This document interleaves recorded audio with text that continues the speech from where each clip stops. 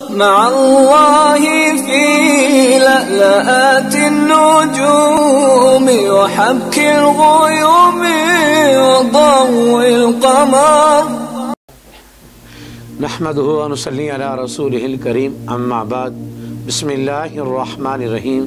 معزز خواتین و حضرات، السلام علیکم ورحمۃ اللہ وبرکاتہ۔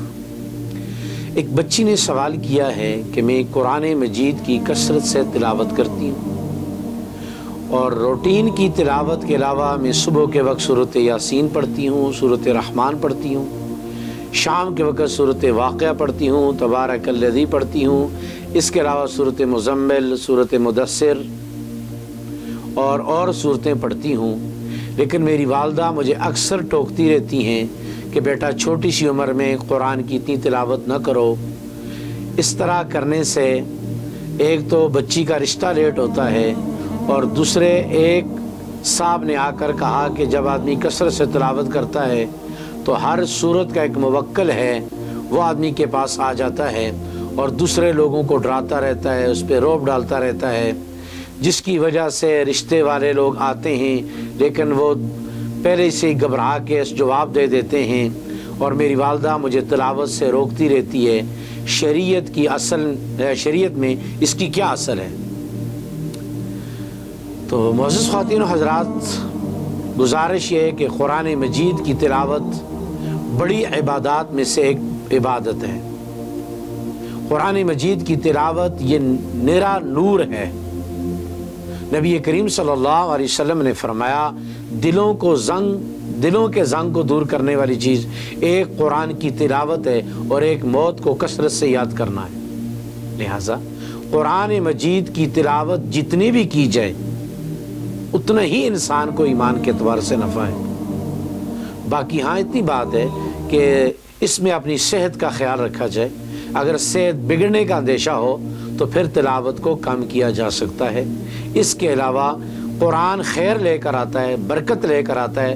قرآن کی تلاوت مشکلوں کو حل کرتی ہے، مشکلات پیدا نہیں کرتی۔ اس لیے آپ کی بہن کا اور آپ کی والدہ کا یہ کہنا کہ اس کی وجہ سے رشتہ لیٹ ہوتا ہے بالکل غلط ہے، بلکہ وظائف کے طور پر بعض صورتوں کے پڑھنے سے، بعض صورتوں کے قرآن مجید کی صورتوں کو ہاتھ سے لکھ کے گھر میں رکھنے سے رشتہ جلدی آتا ہے۔ جس طرح سورۃ احزاب ہے، اگر اس کو بچی اپنے ہاتھ سے لکھ کر ایک سفید کپڑے پر اس کو ایک جگہ برتن میں بند کر کے ایک جگہ محفوظ رکھ دے گی، اس کی برکت سے اللہ رب العزت کی ذات رشتہ جلدی فرما دیں گے۔ باقی اس صاحب کا یہ کہنا کہ قرآن کی ہر صورت کا موکل ہوتا ہے اور سورۃ یاسین کا موکل شعر کی شکل کا ہوتا ہے، یہ بالکل من گھڑت بات ہے، اس کی کوئی بھی حقیقت نہیں ہے۔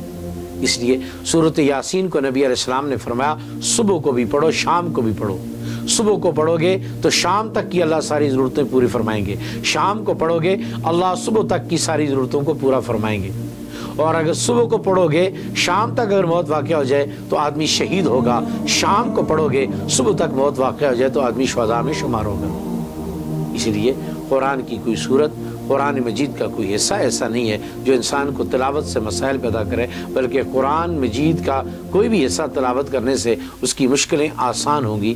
اس لیے قرآن مجید کا کثرت سے تلاوت کرنا سعادت ہے اور نیک بخت ہونے کی نشانی ہے۔ اس کے لیے اللہ پاک ہم سب کو توفیق نصیب فرمائے۔ السلام علیکم ورحمۃ اللہ وبرکاتہ۔ مع الله في لألآت النجوم وحبك الغيوم